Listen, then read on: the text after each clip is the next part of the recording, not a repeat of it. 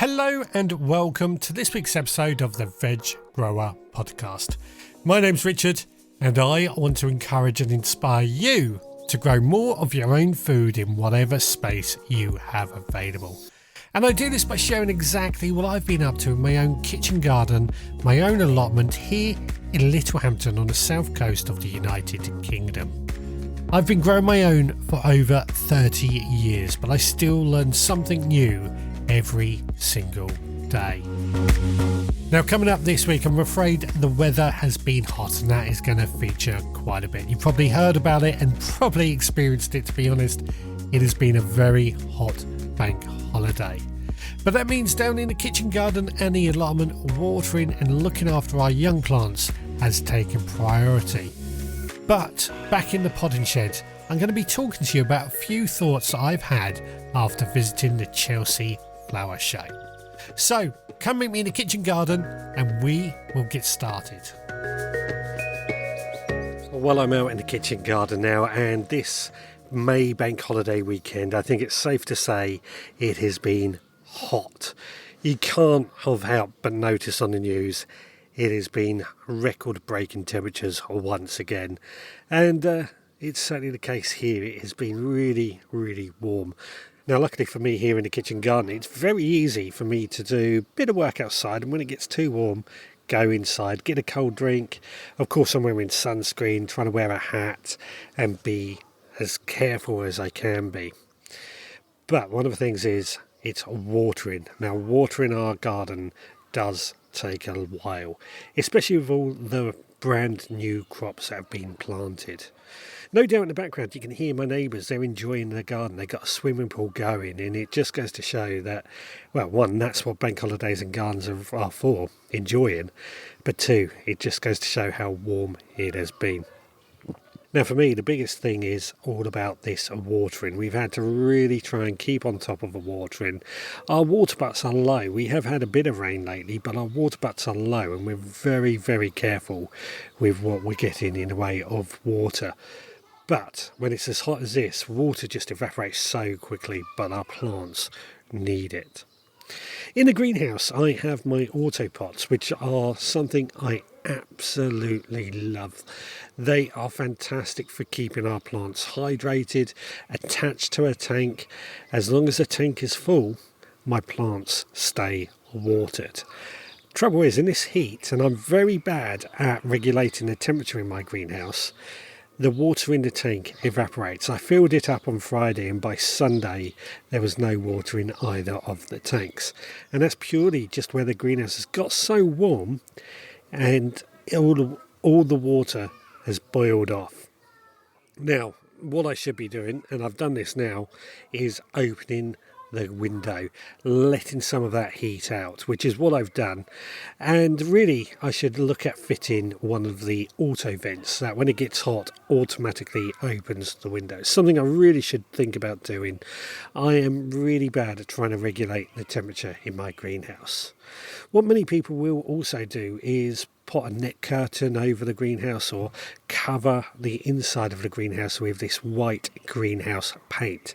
This just helps reflect some of that heat and keep it a bit cooler inside the greenhouse. The risk is, of course, we associate greenhouses with being warm, but if they get too warm, the plants inside can struggle. And there are even temperatures where things like tomatoes won't fruit because it's too warm. So regulating the greenhouse temperature is an absolute must.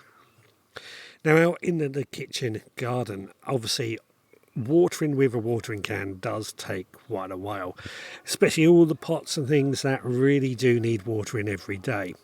Hanging baskets, pots, they do need watering quite regularly. Ideally, we'd have all these set up with some sort of automatic watering systems such as drip feeders and stuff. I am not a fan of using mains water for this. I am a big fan of trying to use rainwater as much as I possibly can. And that's why I have 16 water butts. One of my drip feeders I do have runs off a solar panel. It's made by Irrigator. It's solar powered, and every 3 hours it just drips water into my pots or whatever I have connected to. It works really well, I have to say. It does work really quite well, as long as we have water in the tanks. In my pea bed, I also have another autopot. I'm a big fan of the autopots, as you can probably tell. I've used them for quite a number of years now, and I keep adding more to my collection. But in the pea bed, I have the autopot system that is for beds. And what this is a box with the float valve in it, which has a piece of material that just wicks water. And I've placed that in the pea bed. It wicks water across all the bed. It is really fantastic, and actually I'm producing some of the best peas that I've ever produced. And the compost, the soil, is staying moist. So I am looking at this and thinking I need to really think about adding more of these autopots to my collection. Of course, I do have the discount code AUTO10RVG. Gives you 10% off if you are interested, and it also gives me 10% of commission. Links to that, of course, in the show notes, but I only recommend stuff that I use myself and I think are worth it, and the autopots definitely fall into that situation. Now, of course, I can't do everything with the autopots, so where I've been using a watering can in the past, it does take a long time. Instead, what I've been using is my Ryobi stick pump. I originally bought it just to pump water from water butt to water butt during the winter when we have plenty of water. But what I've been doing this week with it is actually using it to use a hosepipe. Now, normally I'm not a fan of using a hosepipe. I think they're inefficient. I think they are difficult to manage the water. But this week I've given in and I've started using it. So all I've got is my standard hosepipe attached to this water pump. I turn it on and I go around and just water everything that needs watering using a hosepipe. And I have to say, it is working. It is doing a pretty good job. It's reduced the amount of time that I spend watering in the kitchen garden by a considerable amount. And that for me is a big win.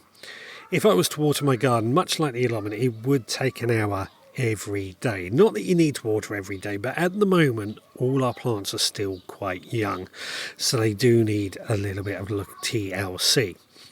But once they're established, they don't need watering every day, but it would still take a good hour to water properly.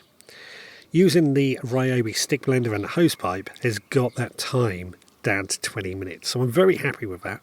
The plants and everything looks better for it. Of course, I've added a mulch and things like that, but overall, it has paid off. Now, I've continued to plant more plants out. We've got some French beans and runner beans that have been planted out. I've also planted out some rosemary and some sage in various locations, something I'm going to be talking about later on, something I'm trying to do a bit more of. We've harvested lots of peas, lots of rhubarb, and even our first strawberries, which have been absolutely delicious. Again, we just got to make sure that everything has plenty of water to keep it going, and then once the weather cools down, we can get back on to doing some more fun tasks. So that is what we've really been focusing on here in the kitchen garden this week, really focusing on in the watering, but also the harvesting the great vegetables. Well, I'm going to head on down to the allotment, and I'd like to meet you down there in just a moment. In the meantime, let's find out what's been going on in the Supporters Club this week. Well, it is that point of the podcast where I ask if you would be good enough to do me a couple of favours. First of all, if you've enjoyed this podcast, then please rate and review on your podcast provider. It only takes you a few seconds, but it really helps us out. It helps us get found by more people who are also interested in learning more about how to grow their own food. Added to that, if you are also enjoying this podcast and you want to help support the work that we do, then please consider becoming a member of the Veg Grower Podcast Supporters Club. For just £5 a month, you get access to extra behind-the-scenes podcasts that give you more of an idea of what's going on here at the Veg Grower Podcast HQ. Added to that, once a month, you will also receive our monthly seed pack. And that seed pack contains a collection of seeds that I have carefully chosen to be sown in that very month. You also get a copy of our mini newspaper. Now, mini newspaper gives you a few instructions on how to sow those seeds, so you're not going in blind. The mini newspaper also becomes a bit of a tool. It gives you the option to take down notes, list tasks, as well as a few tasks and jobs that you could do throughout the month as well. Now, as an example of what seeds you could expect, over this last week we have sown some runner beans, a variety called Achievement, and we've also sown some winter cabbage. It's that time of year where we're all thinking ahead towards the winter, which seems balmy when it is so warm. Now, if that sounds like something you would be interested in, then please head to veggardenpodcast.co.uk to find out more. We would absolutely love to have you there. Right, back to the gardening. Well, I'm down the allotment now, and what with the warm weather this weekend, I have been rather worried about the allotment. Being that much further away from home, it's very difficult to keep an eye on it, and it's also very difficult to water this place because, well, everything is done by watering cans, and the troughs that we use to fill up our watering cans are quite a walk away, to say the least. They're about 3 allotments away, so it does take quite a bit of time to water the allotment. Now, luckily, there's several things that I have in place here on the allotment. Firstly, the mulch, the straw mulch. I've been talking about this a lot. It does make a big difference of the amount of watering that we need to do. But not only that, I don't need to water every single bed every single day. This is often one of the misconceptions that I think many gardeners make, particularly new gardeners, in where they believe that they have to water everything every day. You don't. Newly planted plants, yes, they do need watering pretty much daily until they are established, i.e. until the roots are really seeking out water from further down. But established plants really don't need watering every day. What I like to do with some of those, say my potatoes, is give them a really thorough watering once a week. And when I say a thorough watering, I'm talking a good 6 watering cans of water per bed once a week. And if we break that up amongst all the other beds, it means it doesn't take that long. Break it down, do a little bit every single day will make a big difference. Now, I've already said that this weekend has been rather warm, and that's certainly the case here on the allotment. And I have to say, it has been too hot to really work on the allotment in the heat of the day. So what I've been doing is coming down to the allotment early in the morning, and what I find, it's still fairly cool at that time in the morning. I can get a lot of work done before it really gets hot. And when I say early in the morning, I'm talking 6:30. I'm on the allotment, and I'd work here till 9:30, maybe even 10 o'clock. That way I've got a lot of work done, but I've still got much of the day left to do what I want to do. This is something I really like doing, and I do this quite often, really. An allotment does take a lot of time, and it does become a case that our families are put to one side, and I think sometimes we've got to just prioritise things differently. So I find that getting to the allotment early, 1, helps with the heat, but 2, means that we still get to spend our time doing the other things that we need to do. Now, in terms of what I've been doing down on the allotment, obviously watering has been a big priority this week, much like it has been at home. But I've also been planting out some of my beans. Now, for me, beans are something that we need to grow more of.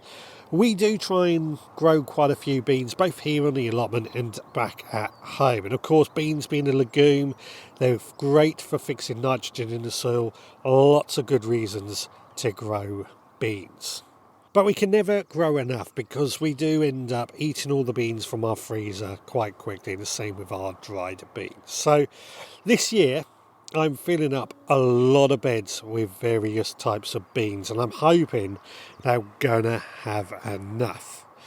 Now, of course, beans need bean frames to climb up, and I've taken some of my hazel sticks and got those in the ground. But because the ground is rock hard at the moment, because it is just so dry, what I've had to do is drill a hole in the soil using a drill and a soil auger. This was just large enough to get a cane down deep enough. I pushed it in, firmed it in as well with the heel of my foot, and that gave us quite a nice sturdy support. Now this means we've got hazel TPs and frames in various locations over my allotment, and at the base of these I've planted my beans that I've grown from seed. Now they are looking like they have taken. They do look like they've established because I have been really strict with making sure that we're watering those on a daily basis. That means they're getting established. That means they are finding their own water sources from further down in the soil. So it is all good. It just gets to show it makes a big difference. We might think it's too hot to do anything, but actually there is still things that we can do. Now, interestingly, when I was on the allotment today, I've also noticed quite a few other allotment holders are down here as well, getting on with what they need to do. There's even somebody out there mowing the grass at 7:30. So I think it just goes to show the heat of the day has been the big problem. Now, of course, the greenhouse is where it often gets hot as well. And I've been very lucky in my greenhouse because my tomatoes that are grown in there seem to have established quite well. Now, I do grow my tomatoes slightly differently to how most people grow their tomatoes in a greenhouse. I grow mine in large plastic containers that I've drilled a hole in the side, not on the bottom, in the side, about 2.5-3 centimetres from the bottom.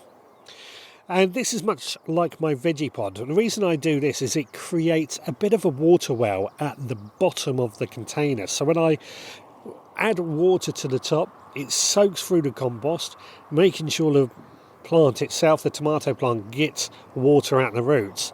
But it sits in this well at the bottom, and then the soil slowly wicks water up through. I've done this for quite a few years now, and it really does work.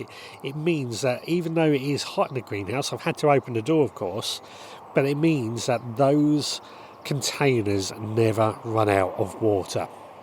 It's been such a good trick, and it's worked really well for me over the years, and the tomatoes are certainly looking rather large thanks to it. So here's my little tip. Instead of drilling a hole in the bottom of a pot, drill it on the side, treat it like a bit of a well, and you will find that your water doesn't run out that quick. So it is now starting to get rather warm. You can probably hear the traffic is getting busier and busier as well. So I think it is now time to head on home and to get some cold drinks. One of the things I've been ensuring that I do bring with me is a good bottle of water, several bottles of water, and make sure I drink plenty. Wear a hat, wear sunscreen as well, but mainly we're keeping safe in this heat. Very, very important. But it is now time to get out of the heat and head on home. So I will meet you back in the potting shed in just a moment, but in the meantime, let's find out what's going on in the kitchen this week. Chopping all the veggies, sizzle in the air. Chef's got with the magic, smells are everywhere. Water starts to boil, onions hit the pan. Recipe of the week, let the feast begin. Cooking with Chef Scott, flavors come alive. Tune in every week for a tasty bite. Now, new potatoes are really in season at the moment, and I have recently been eating a lot of new potatoes and really enjoyed them. They're really tasty, those tiny little morsels, but that are just so full of flavour. Which brings me on to this week's recipe, which is new potatoes with garden greens and herb oil. And you can find this over on our website, theveggroundpodcast.co.uk. Now, what we did to make this is we boiled the potatoes. Just make sure they were roughly all the same size, cutting them if need be. No need to peel, just make sure they are clean. Boiled them for about 15 minutes. In the meantime, we made a herb oil, and I used mint, but you could use any type of herb that is available, soft herb really. So you could use mint, parsley, chives, basil. Just basically chop up all your herbs and mix in with some olive oil. And then in another pan, we heated some olive oil and we added in some greens. Now, I used spinach and chard, but again, you can use any greens you have available. Beetroot leaves, kale, anything that you would like. Once the potatoes were cooked, everything just went into a bowl together, mixed up really well. The herb oil drizzled over and mixed up really well and served. This, again, was delicious. I'm really liking new potatoes at the moment. Really in season, really in flavour. And this was fantastic. Please do go give it a try and tell me what you think of it. Well, I'm in the podding shed now. And before I talk about my experience going to Chelsea and a few other places, first of all, I just want to give you a bit of a bee update. As you know, last week I took delivery and have installed my first ever beehive. And Sunday it was time to do the first ever bee inspection. Now, I don't know how everybody feels about bees, but I'm finding this really exciting and I'm really looking forward to seeing how we can really produce more and more food by the use of bees. Ideally, as you know, I would like to have the bees a bit more local, really on the allotment or in the kitchen garden. Just hasn't gone that way, so it is in my friend's field and it's a 45-minute journey each way. And I travelled there to do a 15-minute inspection, so that is a slight downside, but we knew that was going to happen, but we've still got the opportunity here to keep bees.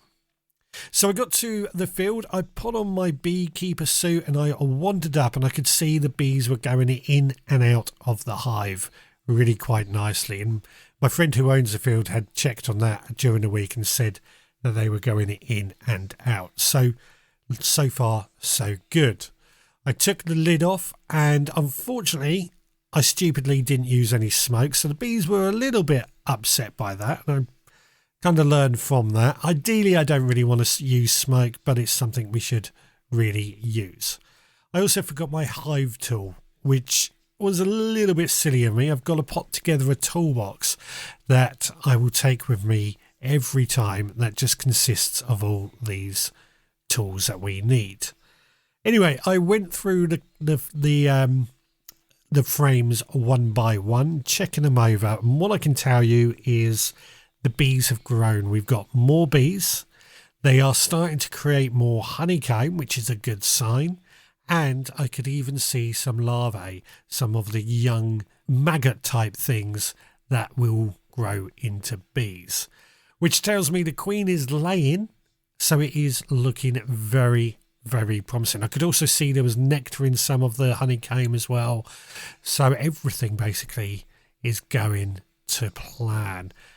I couldn't see the queen, but the fact that I can see evidence the queen was there is a good sign for me. So yeah, very, very pleased with what we are achieving so far.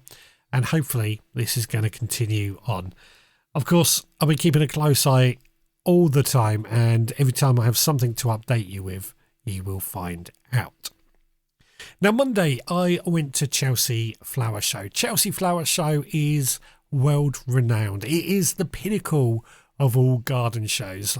Located in London, of course, it has been going for a very, very long time. Royalty often attends, and I went on Monday, which was press day. Now, I was there to do a job. So normally I don't go to Chelsea. This is the first time I've ever been to Chelsea, to be honest. But normally the BBC has broadcasting rights, so it makes it very difficult for me to attend. But now I've been there, I do want to really go again and investigate what it is really all about. The ticket prices can be very, very expensive for Chelsea. I'm hearing over £150 for the day. So it is a very, very expensive day out, to say the least. I believe the cost is so high to try and restrict the amount of people that actually go, because people still pay that price. It is meant to be that amazing. So what little I did see of the show, I have to say I was very, very impressed. The gardens looked absolutely amazing. They looked stunning. And herein lies the problem, because I really liked it. But I don't feel it ties in with my type of garden. I don't consider myself a very prim and proper gardener. My allotment is very much designed to be efficient, to make use of a space to grow food. And I didn't feel that's really what we were seeing at Chelsea.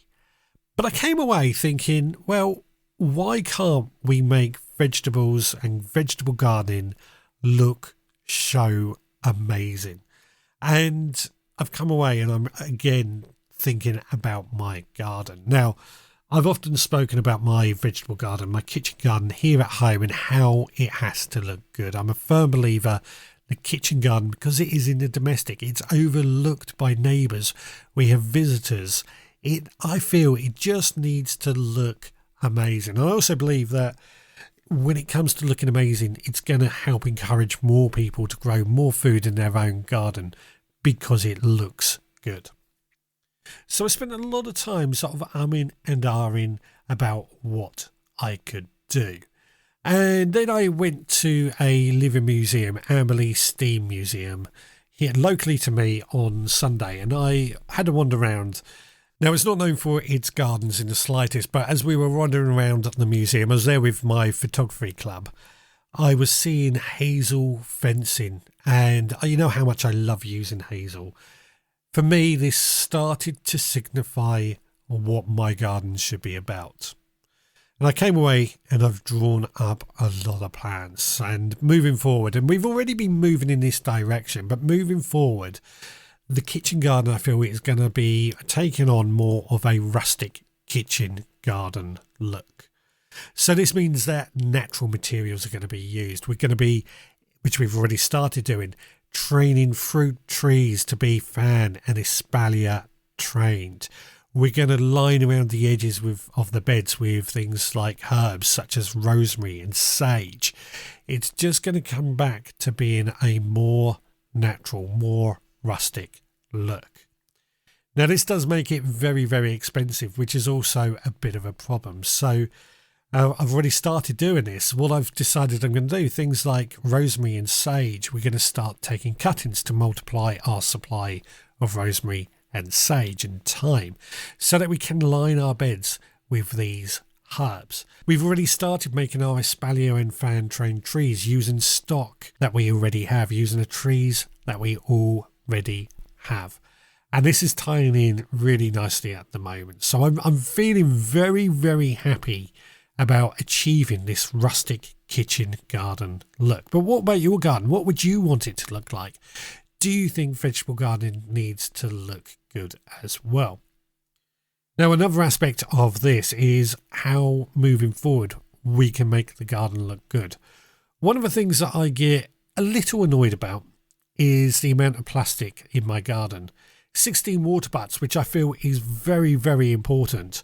We need to collect as much rainwater as possible, but they are very unsightly. So perhaps we need to look at getting some galvanised tanks or something like that just to add more of that rustic look. My compost bins, most of mine are Dalek, and I'm quite happy with those because they are very useful. But at the same time, they don't exactly look the part. So perhaps we need to look at going for wooden compost bins. The hot bin, we'll continue using the hot bin because that is such a success. And I feel it does blend in if we can hide it behind some fruit trees or something, just to take the edge off that. Our underground compost systems as well, but underground, perfect. But the look of plastic, just for me, is looking a little bit tired in the kitchen garden these days. Now, of course, you know I use hazel sticks a lot for training my beans and other plants up, and that is also going to continue. I want to grow more hazel trees because I want to be able to harvest more hazel. We get plenty on the allotment, but adding a hazel tree here at home could also go a long way in making it more practical at home as well. Coppicing it regularly, it's going to be a good thing. So it's really very exciting. Now I have found the look that I'm wanting and I'm able to express the look that I'm wanting. I feel we are going the right direction. This has taken a long time to get there. My kitchen garden has very much been designed around what I have available, what I've done, but also keeping it practical and efficient for growing food. Aesthetics has always taken a back foot, so now we're going to focus more on making it look the part. Well, that brings us up to the end of this week's podcast, but please do let me know what your thoughts are on how you want your garden to look. Do you like the rustic kitchen garden look, or would it be more along the lines of a contemporary, very modern looking garden? No wrong answer here, just like to hear different opinions. Well, if you've enjoyed this podcast, then please do leave a rate and review on your podcast provider. It only takes you a few seconds, as I've said before, but it really helps us out. It means more people will discover us, and that is very important. I've got no reviews to talk about this week, but there's always next week when we might get some. If you've enjoyed this podcast, you want to help support the work that we do, then please consider becoming a member of the Veg Grower Podcast Supporters Club. Just £5 a month gives you access to extra content as well as our monthly seed pack. Details on that are at theveggrowerpodcast.co.uk, which of course our website. And while you're on our website, you can of course leave us a voicemail using our SpeakPipe service, or you can leave us a comment on the end of a blog post. You can of course email me, richard@theveggrowerpodcast.co.uk, or you can find us on social media. Just search for the Veg Grower Podcast. If you find us on social media, please do give us a follow and a like. We would love to hear more from you. Right, well that is it for this week. Thank you so much for joining us. We will be back again next time, so until then, please take care.